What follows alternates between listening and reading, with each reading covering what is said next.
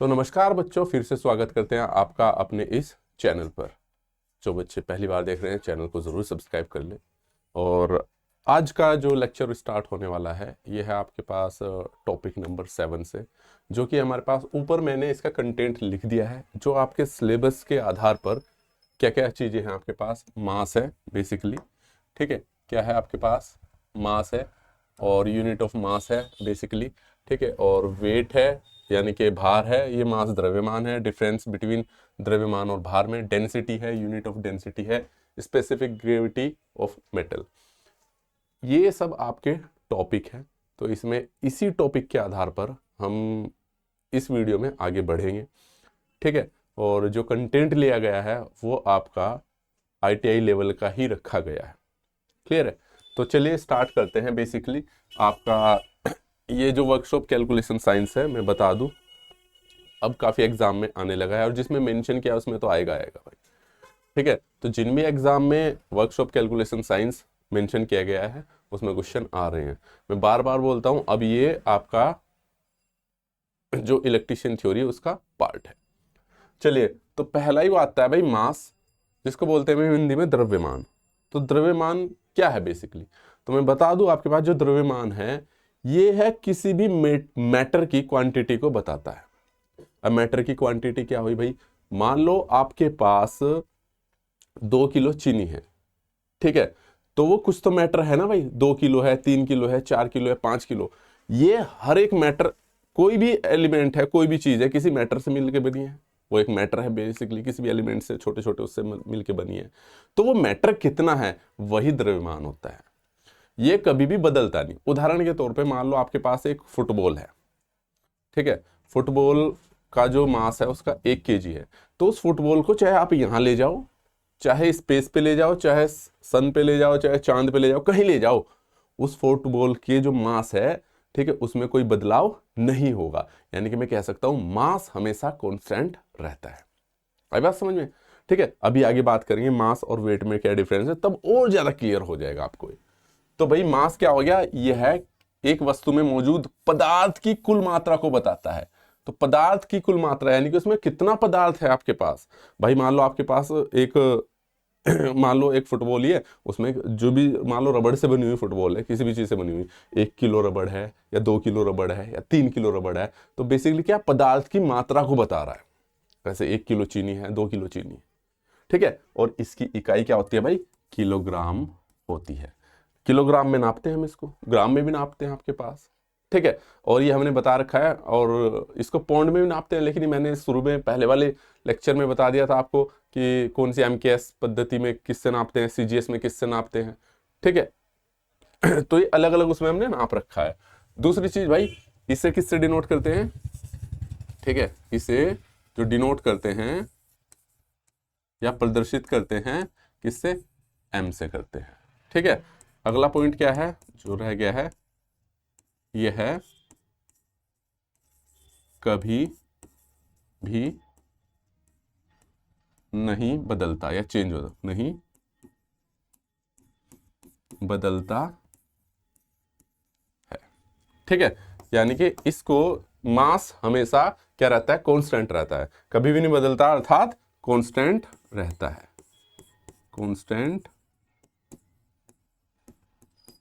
रहता है, चाहे कहीं भी चले जाओ इसे, चाहे आप धरती पे हैं, अगर उसका मास 2 kg है तो ऊपर भी 2 kg ही रहने वाला है। क्लियर है? ये हो गया मास भाई। अब आते हैं भार पे, जिसको बोले तो भाई वेट। अब वेट क्या है भाई? अब सिंपल सी बात है, आप भी कहते हो ना कि यार इसमें कितना किलो वेट है, तो आपको कैसे पता चलता है? उसे हाथ में उठा के देखते हो। तो जब आप उसको हाथ में उठा के देखते हो तो एक फोर्स नीचे की तरफ लगता है, जमीन की ओर, नीचे की ओर, तब आपको महसूस होता है यार इसमें वेट है ना। तो यानी कि बेसिकली क्या है, अगर वो फोर्स नीचे ना लगे तो आपको महसूस ही ना हो। मान लो सिंपल सी बात है, कोई किसी भार को, किसी मान लो मेरे पास 1 kg का कोई भी वेट है, उसे कोई ऊपर से पकड़े खींच ले, खींच के रखे और हाथ लगाए रखा, आपको महसूस होगा? नहीं होने का, जब तक वो नीचे की तरफ काम नहीं करने का, ठीक है। ऊपर का वो फोर्स हटा लो तो आपको पता चल जाएगा फोर्स नीचे लगेगा। फोर्स नीचे क्यों लगता है? ग्रेविटी के कारण। भाई हमारी अर्थ में ग्रेविटेशनल फोर्स है, ग्रेविटेशनल फोर्स क्या है, हर एक चीज को जो भी अर्थ के एटमॉस्फेयर में आ रही है वो अपनी तरफ खींचता है, वो अपनी तरफ खींचता है, और उसी के कारण, ठीक है, उसी के कारण हमें एक फोर्स का अनुभव होता है। उसी फोर्स को क्या बोल देते हैं आप, भार बोल देते हैं। ठीक है, अब ये है, ठीक है, भार वह बल है जिसमें पृथ्वी या कोई अन्य ग्रह, ठीक है, किसी वस्तु को अपनी ओर आकर्षित करता है। तो यहां पे पृथ्वी भी है या कोई अन्य ग्रह भी है। ठीक है, अब हर एक उसमें भाई कोई ना कोई जितने भी ग्रह है वो अपनी तरफ खींचेगी, उसे उसका खुद का गुरुत्वाकर्षण बल होगा। ठीक है, इसे न्यूटन में नापा जाता है। ठीक है, या इसकी दूसरी डेफिनेशन है, भार वह बल है जिसके साथ कोई पिंड पृथ्वी के केंद्र की ओर आकर्षित होता है। ठीक है भाई, पृथ्वी के केंद्र की ओर आकर्षित होता है, पृथ्वी के केंद्र जहां पे वो रहता है आपके पास सेंटर।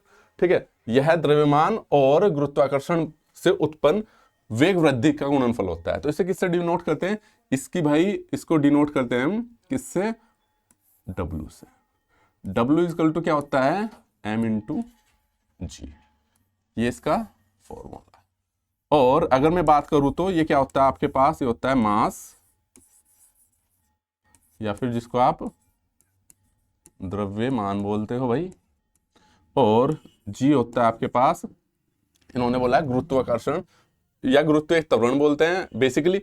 अब देखो भाई, मैं बता दूं, एक चीज मैं बताना भूल गया, इसमें लिखवाना भूल गया मैं भाई, वैसे तो आगे आ जाता है ये, यह है कौन सी एक, यह एक सदिश, सदिश में मैं थोड़ा कंफ्यूज रहता हूं हिंदी इंग्लिश में, लेकिन हाँ मैं बता दूं स्केलर क्वांटिटी है, स्केलर क्वांटिटी।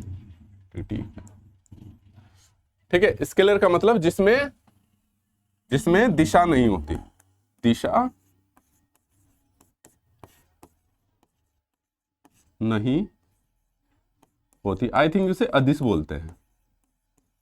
ठीक है, दिशा नहीं होती है भाई, यानी कि द्रव्यमान में कोई दिशा नहीं होती। अभी बात करेंगे वेट और मास में, दोनों में अंतर, तो चीजें क्लियर हो जाएगी भाई। ठीक है, इसे बोलते हैं आपके पास गुरुत्वीय वेग या ग्रेविटेशनल एक्सेलरेशन भी आप बोल सकते हैं। ठीक है, तो गुरुत्व वेग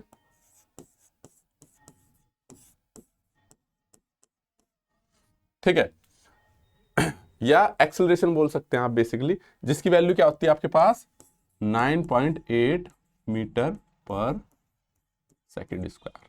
अब 9.8 और W क्या होता है आपके पास, ये तो आपके पास भार होता ही है भाई। अब ध्यान, बच्चे बड़े कंफ्यूज रहते हैं 9.8 मीटर पर सेकेंड स्क्वायर है क्या। अगर मैं इसको थोड़ा सा खोलूं तो क्या मैं इसको ऐसे लिख सकता हूं 9.8 मीटर पर सेकेंड और फिर नीचे सेकेंड, भाई इसकी इंटू हो जाएगी, पर सेकेंड इसकी इंटू हो जाएगी ना। तो बेसिकली अगर देखा जाए तो यानी कि कहने का मतलब है ये जो है 9.8 मीटर पर सेकेंड, अगर मैं कोई चीज ऊपर से नीचे फेंक रहा हूं, पृथ्वी के जो एटमॉस्फेयर में आ रही है उसमें कोई चीज ऊपर से नीचे फेंक रहा हूं मैं, तो वो इतने एक्सेलरेशन से काम करेगी, इतना एक्सेलरेशन रहेगा। अब ये भी चीज बच्चों को समझ में नहीं आती, एक्सेलरेशन का मतलब ये है कि पहले सेकंड में 9.8 ट्रैवल करेगी वो, फिर दूसरे में 9.8 और ऐड हो जाएगी, तो कितनी हो जाएगी लगभग, मान लो पहले में 10 मान लेता हूं मैं, पहले में 10 मीटर पर सेकंड चलेगी, फिर दूसरे सेकंड में 20, फिर तीसरे में 40, फिर चौथे में 50, ऐसे ऐसे ऐड होती जाएगी। आपने देखा होगा कि इस चीज को जब ऊपर से नीचे छोड़ते हैं तो नीचे आते आते उसका एक्सेलरेशन बहुत तेज हो जाता है, उसकी स्पीड बहुत तेज हो जाती है, तो वो यही कारण है आपका। ठीक है, इसको बोलते हैं कांस्टेंट एक्सेलरेशन, जहां पे 9.8 में वृद्धि हो रही है ना, कांस्टेंट वृद्धि हो रही है, तो इसको बोलते हैं क्या, 9.8 कांस्टेंट एक्सेलरेशन। ठीक है, और एक होता है आपका जिसमें बदलाव का एक्सेलरेशन होता है आपके पास। ठीक है, वो कहां पे होता है आपके पास, जैसे गाड़ियों में कभी कम होता है कभी ज्यादा होता है। ठीक है, तो ये रहता है आपके पास कांस्टेंट। एक बच्चे का सवाल भी था हमारे पास, ठीक है, तो बेसिकली क्या हो गया, वेट क्या होगा हमारे पास वहां पर, अगर मेरे पास, मैं वेट की बात करूं, ये भार, और इसको किस में नापते हैं आप, न्यूटन में। किस में नापते हैं, न्यूटन में, वो लिख दिया मैंने, न्यूटन में नापते हैं आप भाई। कहने का मतलब अगर मेरे पास 1 kg, ठीक है, 1 kg मैटर है, 1 kg मैटर है, मान लो 1 किलो का कोई टुकड़ा आपके पास, लोहे का टुकड़ा, वो जमीन पे रखा है, आपसे पूछा है कितना फोर्स भी वो लगाएगा वो आपके पास, ठीक है। तो भाई आपके पास जी की वैल्यू क्या है, आपके पास जी की वैल्यू 9.8, तो वेट क्या हो गया आपके पास, m into g, that means आपके पास 1 इंटू 9.8, ठीक है। तो क्या हो गया 9.8 न्यूटन का फोर्स लगाएगा वो आपके पास।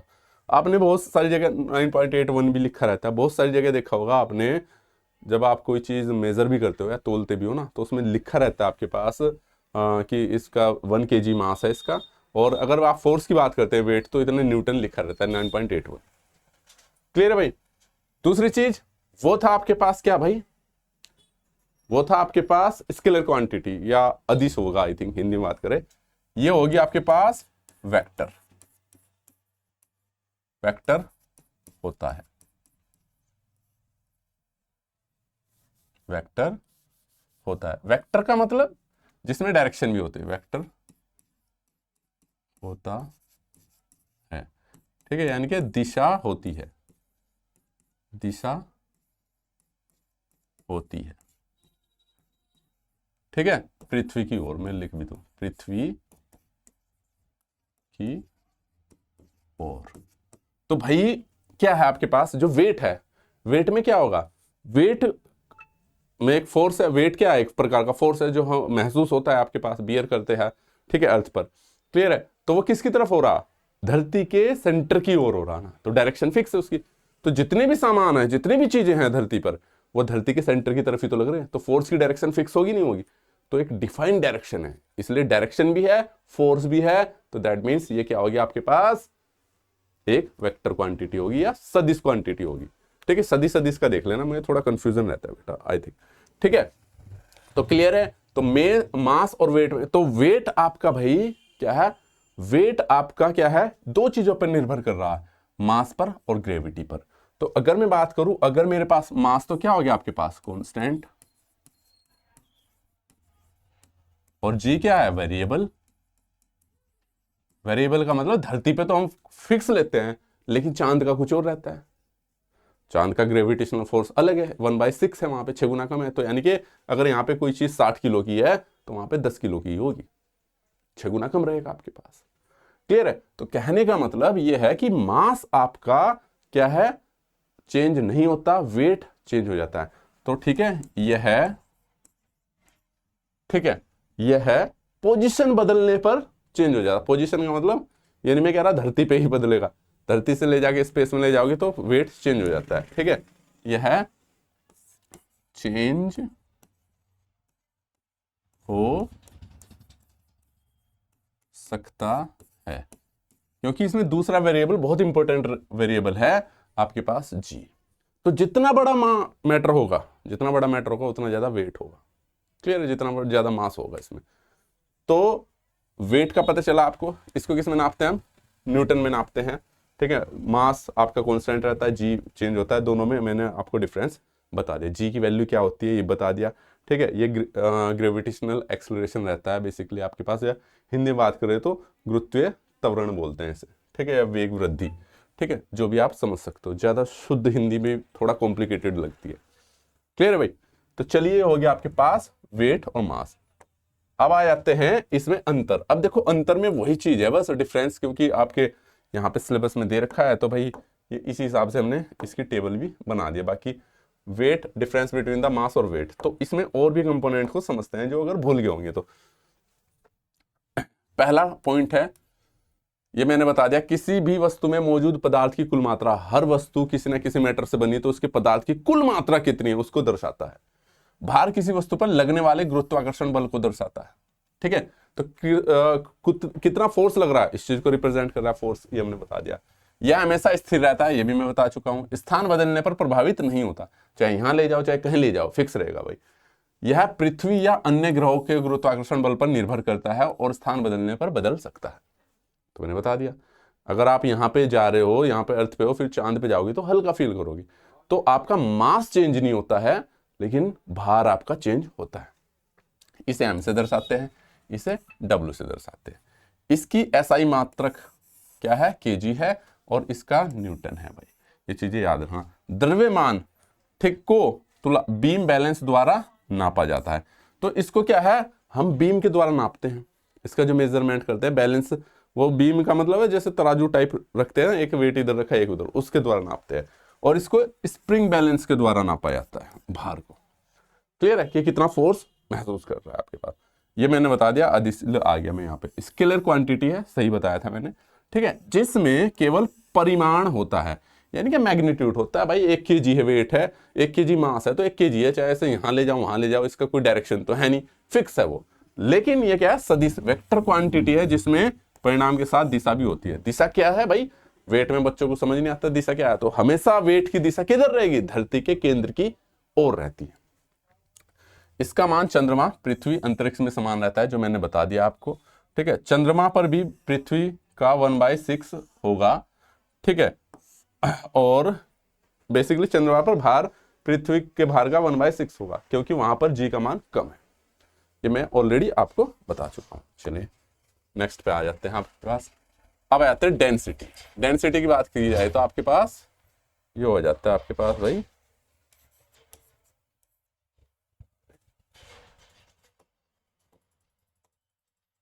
ठीक है,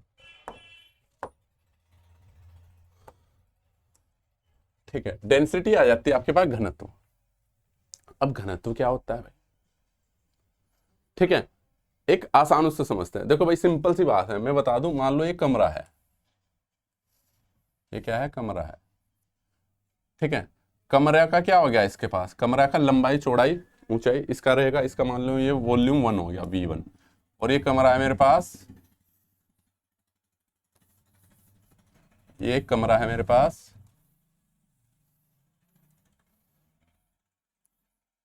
V2, सेकंड, V2। मान लो कमरा है, अगर मैं बोलूं इसमें ना यार, आपके पास ये कमरा है, इसमें 10 आदमी है, 10-10 किलो के, 5 ले 6 ले लेते हैं, है ना, सेम साइज के, ठीक है। तो और यहां पे मैं क्या नाम है, इससे ज्यादा कर दूं, ठीक है। कमरे का साइज भी मैं साइज सेम कर दूं, इसका इतना ही बड़ा रखते हैं, ठीक है। तो मैं लिख भी दूं यहाँ पे V1 is equal to V2, volume 1 upon के वॉल्यूम 2। इसमें भाई 6 की जगह 8 है या 10 है, ठीक है।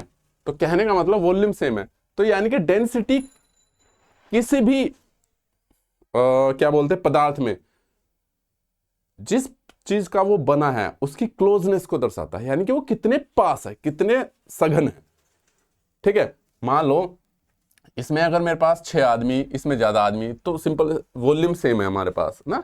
कोई कमरा है, किसी में 6 आदमी, किसी में 10 आदमी, तो सिंपल सी बात है किस में ज्यादा पास पास रहेंगे, जिसमें 10 आदमी है। तो दैट मीन्स सिंपल सी बात है, अगर मैं डेंसिटी की बात करूं, ठीक है, तो डेंसिटी क्या होती है भाई आपके पास, density is equal to mass upon के वॉल्यूम, ठीक है।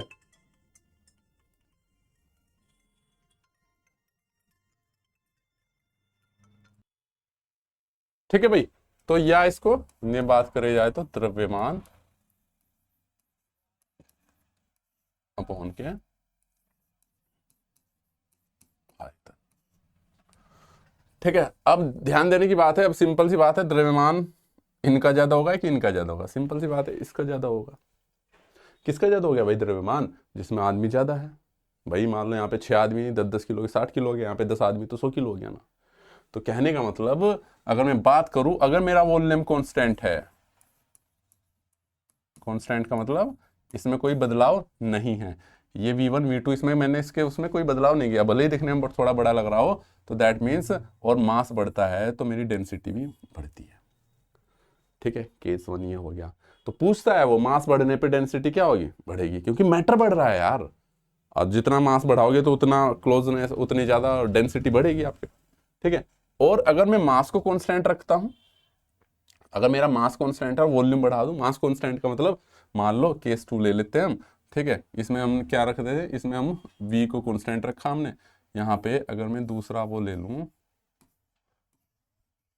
ठीक है, इसमें मैंने मान लो भाई 6 आदमी इसमें है, डेंसिटी, ठीक है, बराबर बराबर। और भाई मेरे पास 6 आदमी इसमें है, ठीक है। तो यहाँ पे क्या आ गया हमारे पास, यहाँ पे हमने मास को वो वॉल्यूम बढ़ा दिया, यहाँ पे V1 अपॉन के, ये V1 है, ये V2 है, तो यहाँ पे क्या हो गया, V2 ग्रेटर देन है V1।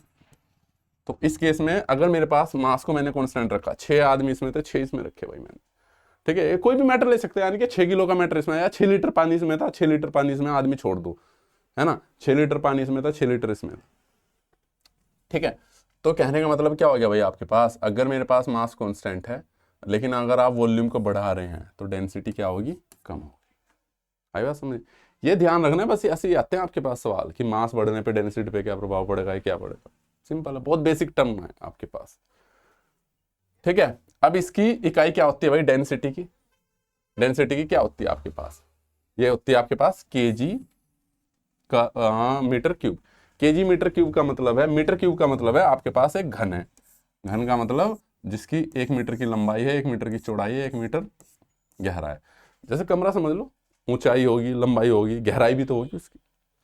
तो अगर मैं बात करता हूँ 1 मीटर डेंसिटी की, 1 मीटर उसकी, ठीक है, तो जैसे पानी का घनत्व होता है आपके पास, तो ये रहता है आपके पास 1000 किलोग्राम मीटर क्यूब।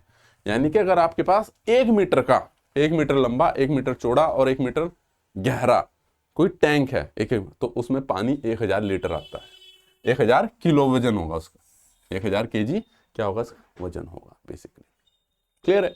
तो ये होते हैं आपके पास डेंसिटी की यूनिट। तो यूनिट क्या होती है, केजी मीटर क्यूब या 1 gram metre, 1 gram centimetre cube. अगर सेंटीमीटर में निकालना है तो 1 सेंटीमीटर का आप अगर वो लोगे, क्यूब बनाओगे, तो उसमें 1 ग्राम पानी आएगा। 1 मीटर का बनाओगे तो उसमें 1000 किलो आएगा, ठीक है, इसमें 1 ग्राम आएगा, क्लियर है। तो भाई दूसरा चीज ये हो गया, घनत्व का कॉन्सेप्ट क्लियर हो गया आपके पास। डेंसिटी हमेशा किसी भी चीज, कोई चीज कितने आसपास है इस चीज को दर्शाती है आम सी भाषा में, ठीक है। ये डेफिनेशन पे जा सकते हैं, बाकी इसकी ये डेफिनेशन है, किसी भी वस्तु के द्रव्यमान और मास के अनुपात को हम घनत्व कहते हैं, क्लियर है। तेल का घनत्व पानी से कम होता है, जो तेल का घनत्व पानी से कम होता है, इसलिए तेल पानी के ऊपर तैरता है। ये चीज याद रखनी है, जिसका घनत्व, अब सिंपल वाला लोहा है, लोहा पानी में डूब जाता है, क्यों डूब जाता है, उसका घनत्व पानी से ज्यादा है।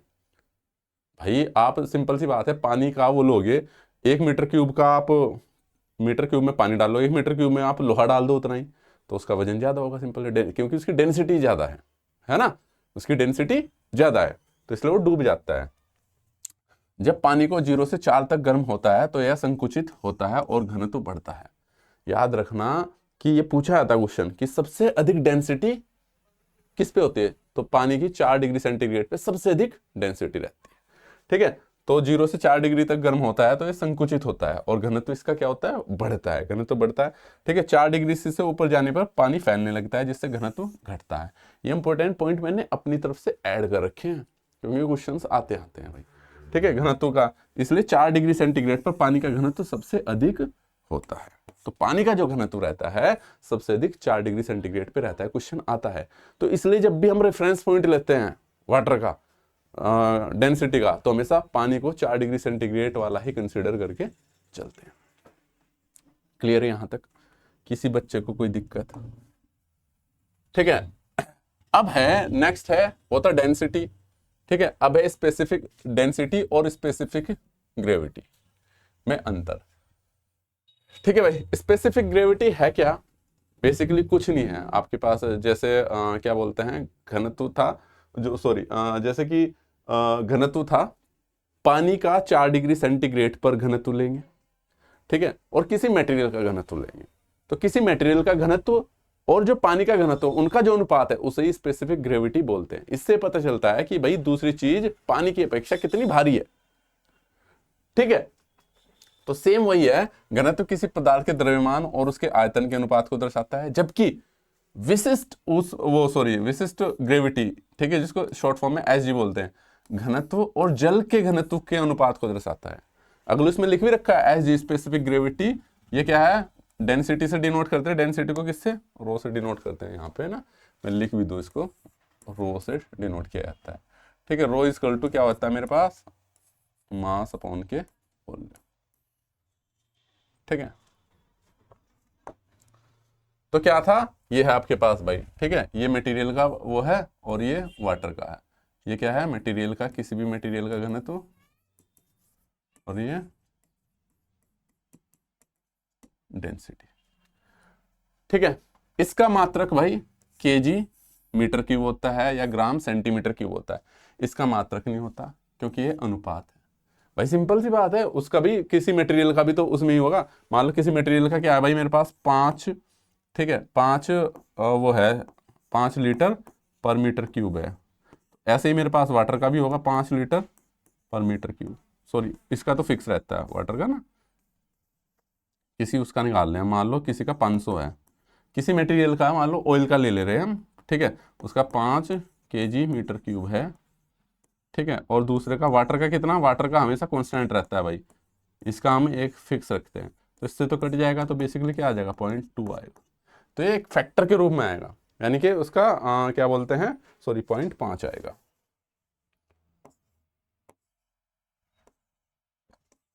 चल जा भाई, तो क्या आएगा भाई आपके पास 0.5 आएगा। तो यानी कि स्पेसिफिक ग्रेविटी क्या है, 0.5, ठीक है। यानी कि वाटर के रेस्पेक्ट में इसकी क्या है भाई, आधी है। साफ ये पता चलता है, क्लियर है। यह पदार्थ की भौतिक विशेषता या उसकी संकुचितता को दर्शाता है, ठीक है। यानी कि वो कितना कंप्रेस है, कितना ठोस है, इस चीज को बताता है, कितना ठोस रहेगा वो। जितना अधिक उसका ये आएगा स्पेसिफिक ग्रेविटी, जैसे आयरन की 19 टाइम होती है तो बहुत ठोस रहता है आपके पास, तो जितनी अधिक उसकी स्पेसिफिक ग्रेविटी रहेगी वो उतना ज्यादा ठोस रहेगा, ठीक है। ये बताता है कि ये ठोस है या वो है, क्या बोलते हैं आपके पास, लिक्विड रहेगा, क्या रहेगा, लिक्विड में होगा, ठोस में रहेगा, या प्लाज्मा में रहेगा, किस कंडीशन में रहेगा, ये बताता है आपके पास भाई डेंसिटी, किसकी डेंसिटी क्या है, ठीक है। और ये दर्शाता है कि ये जब जल से करता है तो बताता है कि वह जल से भारी है या हल्का है। हल्का होगा तो डूब जाएगा, सॉरी हल्का होगा तो ऊपर आ जाएगा, भारी होगा डूब जाएगा, ठीक है। इससे द्रव्यमान आयतन को मापकर निर्धारित किया जाता है और इसे घनत्व और जल के घनत्व से विभाजित करके निकाला जाता है, अभी जो मैंने बताया दिया। आगे न्यूमेरिकल्स भी करेंगे तो क्लियर हो जाएगा। नेक्स्ट है आपके पास कि यह विभिन्न पदार्थों के लिए अलग अलग होता है। जैसे अगर मैं बात करूं पानी, अगर आप 1 मीटर क्यूब लोगे तो पानी का जो घनत्व है, ठीक है, वो कितना रहेगा आपके पास 1 मीटर क्यूब में। अगर आप 1 मीटर क्यूब में क्या डालोगे, पानी डाल लोगे, सारा पानी डाल दोगे तो वो 1000 केजी वजन दिखाएगा। लेकिन अगर उसकी जगह आप लोहा डाल लोगे तो कितना निकाल लेगा वो आपके पास, 7850 किलोग्राम का वजन होगा उसका। पानी की जगह उसी में आप लोहा डाल दोगे, सारे में लोहा भर दोगे तो इतना होगा, ठीक है। और ये तो आपके पास, ये तो हमें पता है कि अगर 1 से बड़ा होगा तो पानी में डूबेगा और कम होगा तो वह तैरेगा, ठीक है। दूसरी चीज, यह स्थान और तापमान के अनुसार थोड़ा बदल जाता है। अब सिंपल सी बात, जब टेम्परेचर बढ़ाओगे तो उसका फैलाव होगा, ठीक है, तो ये तो चेंज होगा। ये सापेक्ष मान होता है, बिना इकाई का होता है, तो ये तो नहीं बदलता, ये तो सिंपल सी बात है, रिलेटिव रहेगा आपके पास, जितना बढ़ रहा है उसके रेस्पेक्ट में चेंज होगा, क्लियर है, ठीक है। सापेक्ष का मतलब है यहाँ पे भाई, अगर दूसरे का चेंज हो गया तो स्पेसिफिक ग्रेविटी चेंज होगा। वाटर का तो कांस्टेंट लेके चलेंगे, लेकिन दूसरे का चेंज हो रहा तो ये भी चेंज होगा, लेकिन ये किसके रेस्पेक्ट में होगा, ये आपका वाटर के रेस्पेक्ट में चेंज होगा, ठीक है, क्लियर है। और इसकी तो डेंसिटी बदल जाएगा। इसका उपयोग पदार्थों की पहचान और वर्गीकरण के लिए किया जाता है, जैसे मैंने अभी बताया था, ठीक है। और इसका उपयोग तैरने और डूबने, ठीक है, या इंजीनियरिंग में द्रव प्रवाह के अध्ययन के लिए किया जाता है। अभी बताया था कम रहेगा तो डूबेगा, साफ पता चल जाएगा, ठीक है। सभी ठोस, द्रव और गैसों का घनत्व मापा जा सकता है।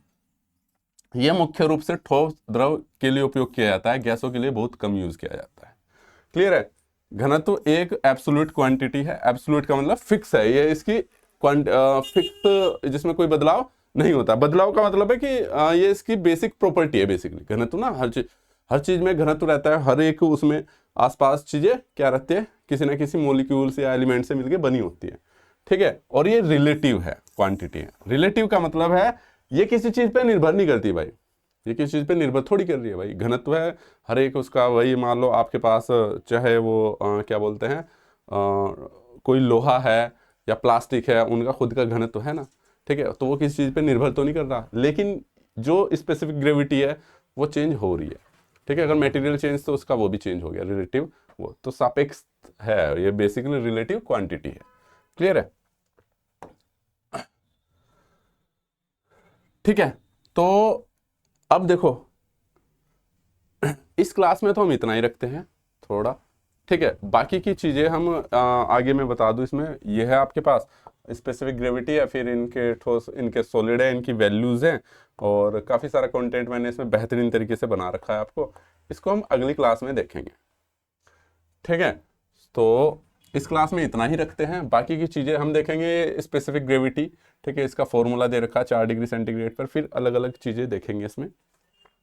क्लियर है कि प्लास्टिक का क्या है, लोहे का क्या है, फिर न्यूमेरिकल्स देखेंगे।